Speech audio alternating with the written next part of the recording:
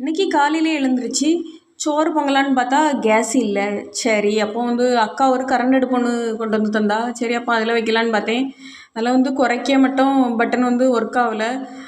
அது என்ன, சோத்து பானையிலேருந்து தண்ணி வெளியே சாடிகிட்டே இருந்துச்சு. அடுப்பு கொஞ்ச நேரத்துலேயே நல்லா சூடாக ஆரம்பிச்சிட்டு, எப்படியோ சோறு ஓரளவுக்கு வெந்தம் வேகாமையும் அப்படியே இருந்துச்சு. அதை நான் என்னென்னையோ எடுத்து வடித்து எடுத்து வச்சிட்டேன்.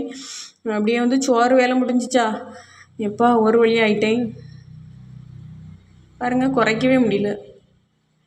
தண்ணியெல்லாம் அப்படியே மேலே மேலே வந்துகிட்டே இருந்துச்சு.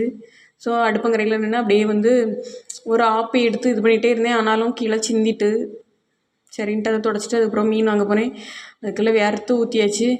அதுக்கப்புறமா மழை வர மாதிரி இருந்துச்சு. துணியெல்லாம் போய் காய போட்டிருந்தெல்லாம் எடுத்துகிட்டு அப்படியே ரேஷன் கிடைக்கல. இன்றைக்கி ரேஷன் கொடுக்காங்கன்னு கேள்விப்பட்டேன். ரொம்ப காலமாக வாங்கவே இல்லை. இதெல்லாம் முன்னாடி எங்கள் அம்மா செய்வாங்களா, அதனால் எனக்கு ஒன்றுமே ஞாபகம் இல்லை. இன்றைக்கி தான் போயிருக்கேன் ரேஷன் கடை பக்கமே. என்னெல்லாம் தந்திருக்காங்க பாருங்கள். அதெல்லாம் வாங்கிட்டு அப்படியே வீட்டுக்கு கறி வச்சாச்சு.